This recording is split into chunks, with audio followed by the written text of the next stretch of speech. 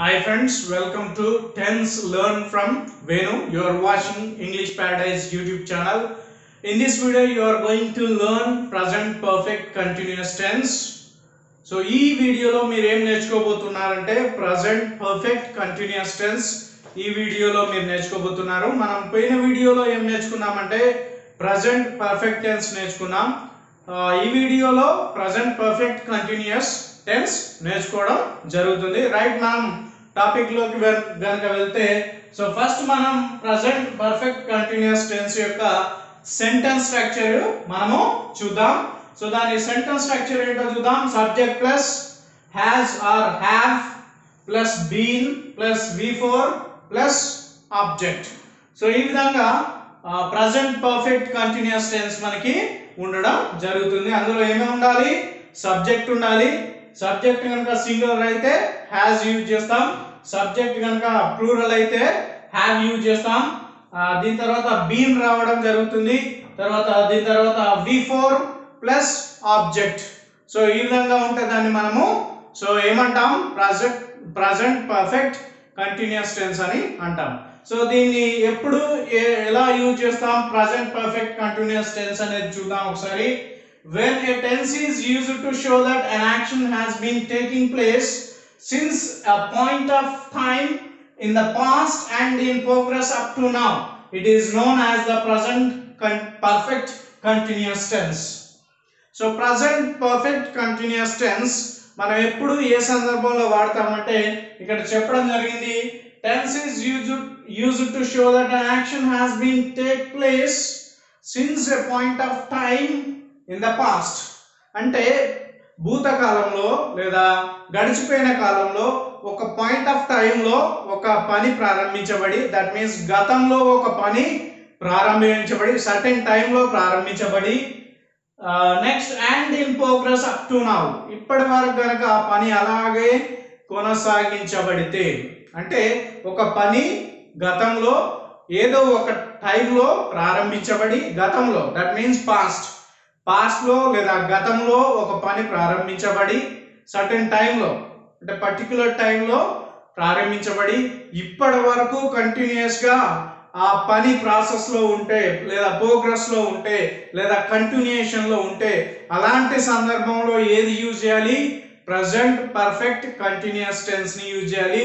దాన్నే మనం ఇలాంటి సందర్భంలో యూజ్ చేసే టెన్స్ నే ప్రెజెంట్ పర్ఫెక్ట్ కంటిన్యూస్ టెన్స్ అని అనడం జరుగుతుంది.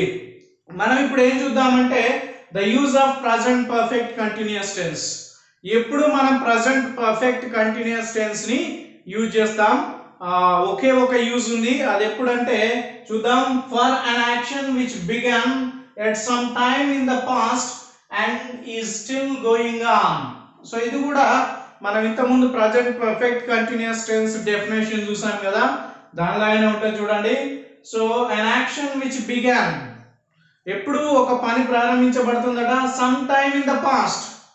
సో ఏదో ఒక టైంలో, పాస్ట్ లో అంటే గతంలో ఏదో ఒక సర్టెన్ టైంలో ఒక పని ప్రారంభించబడి అండ్ ఈ స్టిల్ గోయింగ్ ఆన్, ఇప్పుడు ఆ పని గురించి మాట్లాడుకున్న టైంకి ఆ పని కంటిన్యూ కాబడుతుంది.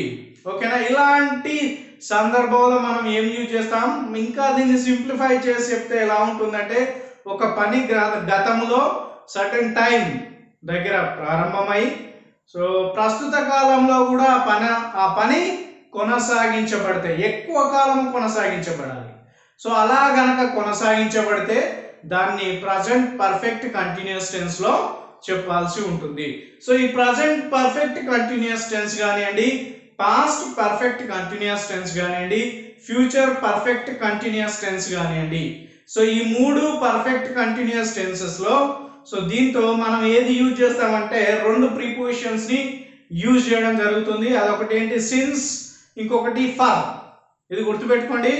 ప్రెజెంట్ పర్ఫెక్ట్ కంటిన్యూస్ అన్న కానివ్వండి, పాస్ట్ పర్ఫెక్ట్ కంటిన్యూస్ అన్న కానివ్వండి, ఫ్యూచర్ పర్ఫెక్ట్ కంటిన్యూస్ అన్న కానివ్వండి, సో ఈ మూడు టెన్స్ యూజ్ చేసేటప్పుడు ఏ ప్రిపోజిషన్స్ ని వాడతాం అంటే మనము రెండు ప్రిపోజిషన్స్ వాడతాం.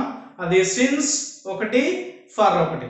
సిన్స్ ఏమో ఏం తెలియజేస్తుంది అంటే పాయింట్ ఆఫ్ టైం ని తెలియజేస్తుంది, ఖచ్చితమైన సమయాన్ని ఏది తెలియజేస్తుంది? సిన్స్ అనేది తెలియజేయడం జరుగుతుంది. A preposition? సిన్స్ అనే ప్రిపోజిషన్. సో ఫర్ అనేది ఏం తెలియజేస్తుంది? ఫర్ అనే ప్రిపోజిషన్ ఏం తెలియజేస్తుంది ఈ టెన్స్లలో అంటే దట్ మీన్స్ ప్రెజెంట్. ఇంతకుముందు చెప్పాను కదా, present perfect continuous tense, past perfect continuous tense, future perfect continuous tense.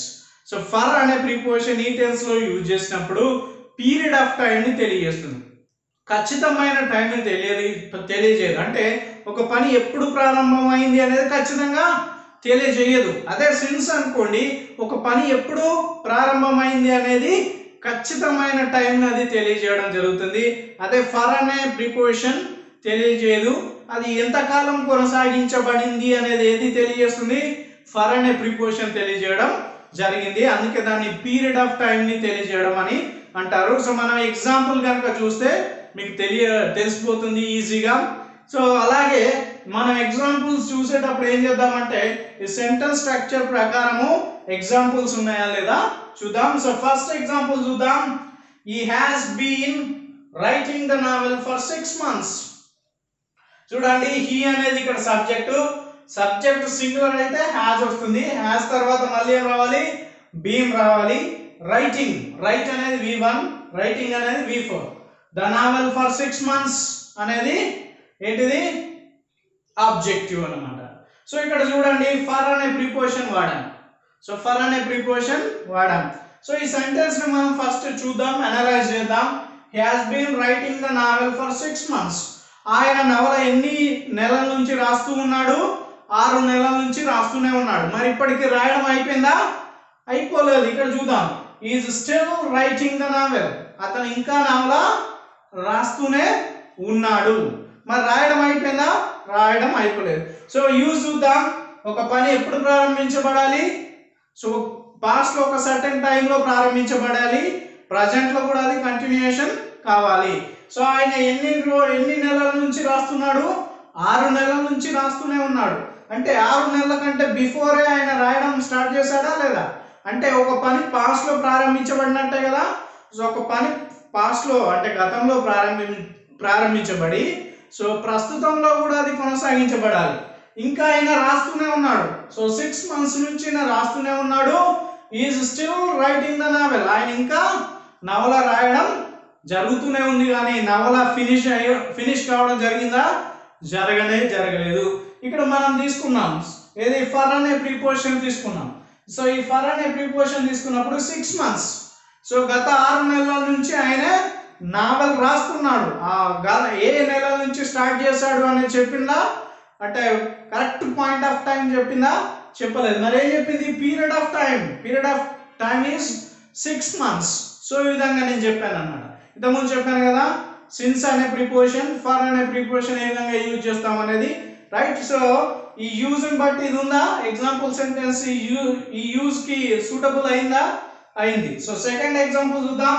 Surender has been learning English since last year. Surender అనే అతను ఏం చేస్తున్నాడు? లాస్ట్ ఇయర్ నుంచి ఇంగ్లీష్ నేర్చుకుంటూనే ఉన్నాడు. So is still learning. ఆయన నేర్చుకోవడం అయిపోయిందా? అయిపోలేదు. సురేందర్ అనేట ఆయన ఇంగ్లీష్ నేర్చుకోవడం అయిపోయిందా? అయిపోలేదు. ఇంకా ఆయన నేర్చుకుంటూనే ఉన్నాడు. ఇక్కడ చూద్దాం, సిన్స్ లాస్ట్ ఇయర్, పోయిన సంవత్సరం నుంచి.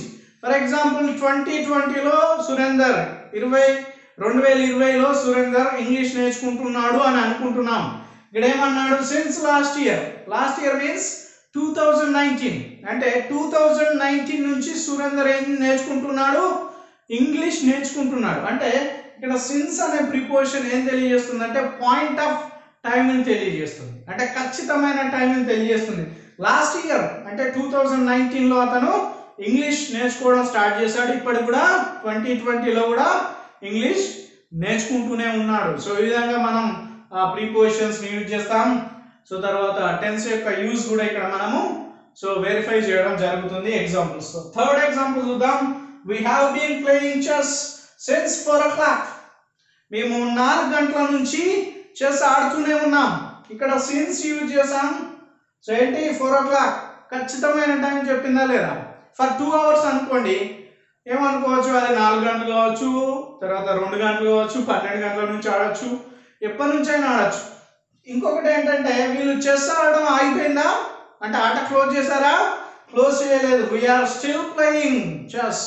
వాళ్ళు ఇంకా చెస్ ఆడుతూనే ఉన్నారు. అంటే ఒక పని గతంలో ప్రారంభించబడి సర్టెన్ టైంలో ప్రారంభించబడి సో ప్రస్తుత కాలంలో కూడా ఆ పని కొనసాగించబడితే, ఎక్కువ కాలం కొనసాగించబడితే దాన్ని ఏ టెన్స్ లో చెప్తాం? ప్రజెంట్ పర్ఫెక్ట్ కంటిన్యూస్ టెన్స్ లో చెప్తాం. సో లాస్ట్ ఎగ్జాంపుల్ చూద్దాం. She has been dancing for 2 hours. ఆమె ఎన్ని గంటల నుంచి డాన్స్ వేస్తుందట? 2 hours, 2 గంటల నుంచి. అక్కడ ఏది యూజ్ చేసాం? పీరియడ్ ఆఫ్ టైం వచ్చింది కాబట్టి ఫర్ అనే ప్రిపోజిషన్ యూజ్ చేసాం. సో ఆమె 2 గంటల నుంచి డాన్స్ వేస్తూనే ఉంది. ఇప్పుడు డాన్స్ ఆపేసిందా? లేదు. She is still dancing. తను ఇంకా డాన్స్ చేస్తూనే ఉంది. ఎంతసేపు చేస్తుంది అనేది మనము చెప్పలేము. సో ఈ 4 ఎగ్జాంపుల్స్ దేన్ని కంపేర్ చేస్తూ చేసాం లేదా తీసుకున్నామంటే దీని యొక్క యూజ్ ఒక పని గతంలో సర్టెన్ టైంలో ప్రారంభించబడి ప్రస్తుత కాలంలో కూడా కొనసాగించబడితే, ఎక్కువ కాలము కొనసాగించబడితే దాన్ని ప్రజెంట్ పర్ఫెక్ట్ కంటిన్యూస్ టెన్స్ లో చెప్పాల్సి ఉంటుంది. ఇది ప్రజెంట్ పర్ఫెక్ట్ టెన్స్ యొక్క యూజ్ అన్నమాట. సో మనం ఇంకా కొన్ని చూద్దాం ఈ వీడియో ఎండింగ్ కాబట్టి ప్రజెంట్ టెన్స్ కు సంబంధించి. So sentence structures of present tense. So sentence మన ప్రజెంట్ టెన్స్ లో 4 ఫార్మ్స్ ఉన్నాయి కదా. Simple present, present continuous, present perfect continuous. దీనికి సంబంధించిన 4 సెంటెన్స్ స్ట్రక్చర్స్ ఒకటేసారి చూద్దాం. సో మీకు క్లియర్ ఐడియా రావడం కోసం నేను చెప్పడం జరిగింది. So first simple present tense structure చూద్దాం. Sentence structure subject plus V1 plus object. ఏంటి? Subject plus V1 plus object. ఇది సింపుల్ ప్రజెంట్ టెన్స్ యొక్క sentence structure. Next present continuous tense యొక్క సెంటెన్స్ స్ట్రక్చర్ చూద్దాం. Subject plus am or is or are plus V4 plus object. So present continuous tense యొక్క sentence structure ఎలా ఉంటుందంటే subject ఉంటుంది. Subject కనుక I తోని ఏం యూజ్ చేస్తాం? am యూజ్ చేస్తాం. ఐ తోని am యూజ్ చేస్తాం. మిగతా దేనితోనే అది యూజ్ చేయం. సబ్జెక్ట్ కనుక సింగులర్ అయితే ఈజ్ వాడతాం. సబ్జెక్ట్ కనుక ప్లూరల్ అయితే ఏ ఆర్ ఈ ఆర్ వాడతాం. తర్వాత V4 అంటే V1 plus ing ing form, right. తర్వాత ఆబ్జెక్ట్ ఉంటుంది. అది ప్రజెంట్ కంటిన్యూస్ టెన్స్ యొక్క sentence structure. Next present perfect tense యొక్క సెంటెన్స్ స్ట్రక్చర్ ఒకసారి చూద్దాం. సబ్జెక్ట్ ఉంటుంది. Subject plus has or have plus V3 plus object.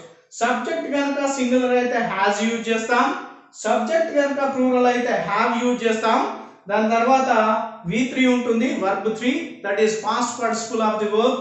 తర్వాత ఆబ్జెక్ట్ ఉండడం జరుగుతుంది. మనం లాస్ట్ ఇంత ముందే చూసాం కదా ప్రజెంట్ పర్ఫెక్ట్ కంటిన్యూస్ టెన్స్ యొక్క సెంటెన్స్ స్ట్రక్చర్. మళ్ళొకసారి చూద్దాం. Subject plus has or have plus been plus V4 plus object. Subject ఉంటుంది. సబ్జెక్ట్ కనుక సింగులర్ అయితే హ్యాజ్ యూజ్ చేస్తాం.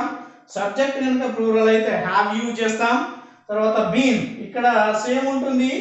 ఈ హ్యాజ్ ఆఫ్ తర్వాత ఏమొస్తుంది? బీన్ వస్తుంది. సో ఈ బీన్ అని ఉన్నప్పుడు మనం అది ఏ టెన్స్ అయినా కానివ్వండి, ఎందులో అయినా ప్రజెంట్ పర్ఫెక్ట్ టెన్స్ లో కానివ్వండి, పాస్ట్ పర్ఫెక్ట్ కంటిన్యూస్ టెన్స్ కానివ్వండి, that means present perfect continuous, past perfect continuous, future perfect continuous లో ఈ బీన్ కనిపించడం జరుగుతుంది. BEEN. సో దీని తర్వాత V4 ప్లస్ ఆబ్జెక్ట్. సో ఇవి ప్రజెంట్ టెన్స్ యొక్క 4 సెంటెన్స్ స్ట్రక్చర్స్. ఈ వీడియో కనుక మీకు నచ్చినట్టయితే నా యూట్యూబ్ ఛానల్ని సబ్స్క్రైబ్ చేయండి. తర్వాత ఈ వీడియోని లైక్ చేయండి, మీ ఫ్రెండ్స్కు షేర్ చేయండి. Thank you friends.